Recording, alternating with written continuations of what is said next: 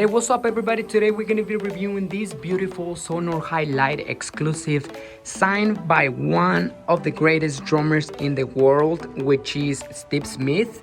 It was signed to my friend Juan Ordoñes, my drum teacher and my friend, my mentor. Shout out to him. This is a beautiful kit, red lacquer, maple shell, copper hardware, bass room, 3 rack toms.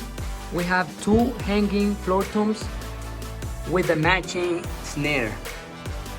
I'm gonna be reviewing the full kit. Stay tuned for the rest of the video. I'm gonna show you one by one the inside and in detail. I'll see you guys soon. Alright guys, we're gonna start by the bass room. This is a 22 by 18 bass room. We're gonna turn it around.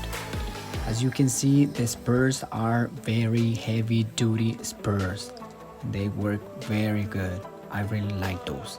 All the hardware in this drum set is copper plated. The hoops, the spurs, tension rods, locks, etc.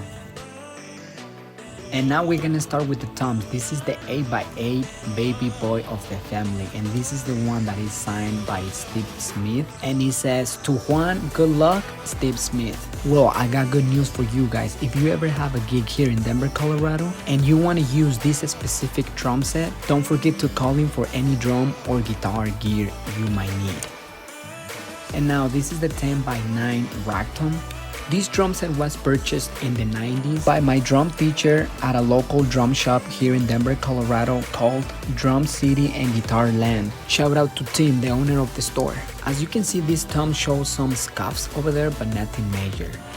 Now this is the 12x10 rack tom, and same thing, the tom mounts are in between the 2 SONOR badges. Yeah, that's right, each tom has 2 SONOR Hilite Exclusive badges. Now let's move on to the hanging floor toms. This is the 14x12.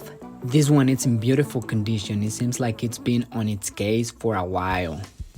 And guess what? This drum was also signed by the great Steve Smith, but this one was signed on the resonant head of the drum with a red marker. My friend said that when he asked Steve Smith to sign this drum set, Steve asked him, "Are you sure?" And my friend said, "Yes, please, just do it."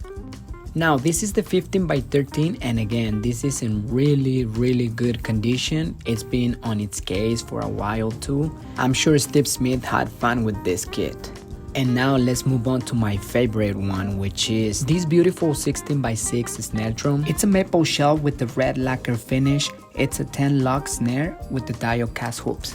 Now guys, SONOR only made 13 of these kits, so if you ever see them around for a good deal, definitely buy them, because right now this is one of the most expensive drum sets in the market.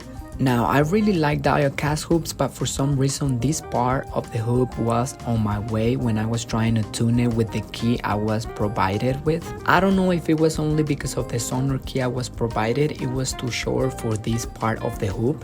Who knows, maybe I needed a longer SONOR key. And now I'm showing you here a little bit of the inside of the shell and the original SONOR snare head. And now this is the key that my friend provided me to use for this drum set. Please take in mind that SONOR drum keys are slightly different than a regular standard drum key. Something I noticed on these SONOR tension rods was that it's slightly different than the regular tension rods. As you can see, it has a different thread pattern on them, but I'm sure that has a very good reason. Now this is the only drum that came with its original resonate black head, which is the 12 tom. And now we're gonna take a look on the inside of one of the shells. This is the tom mount.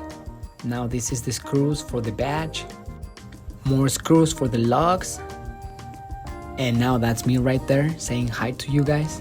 It has a screw on the top and a screw on the bottom for the locks. Has some numbers and some lettering right there, but I don't know what that means. I don't know if you can tell, but it seems like SONOR didn't put any clear coat in the inside of the shells. But who cares, they look and sound beautiful, and that's what matters. Alright guys, and now let's move on to the copper plating hardware. This is the one with the cymbal arm and the tom arm. This is the double tom holder, and I'm gonna use it to hang the 10 and 12 toms. Good luck in rubber fit with the SONOR logo. And now I'm going to show you a little bit of the mechanism and how it works. It's very simple. You have this handle right here, which you use it to lock it and unlock it. I am sure SONOR uses this type of mounts and holders in other drum kits. comes with the memory locks, and this is the way you adjust the tom holders. Now, to adjust the height of the tom holders is something very similar to the DW hardware, but DW hardware you pull it out, but for SONOR hardware you push it in and turn it around. And now this is the tom holder. This piece is exactly the same as a cymbal arm combined with the tom holder piece. This copper plated hardware was made in the 90s and it came with this drum kit. And the way you can tell it's factory original is because every stand has their own SONOR Hilite Exclusive badge. And now here I'm gonna show you a more modern SONOR stand. This is in chrome. Very heavy duty. Right now I don't have it as a cymbal stand, but I have my tablet in there. This is one of my favorite stands. I'm gonna show you why. One of the main reasons why I got this mini boom stand is because this leg, you can move it around depending on the situation if something is on your way. Let's say for instance you would want to put this stand close to this one. So you would come here and set it up closer, or just move it around depending on your setup. Dennis Chambers and Jack DeJohnette also play a SONOR Hilite Exclusive, but it was in a black lacquer finish. But you should definitely check out on YouTube the Steve Smith videos from the Buddy Rich Memorial Concert.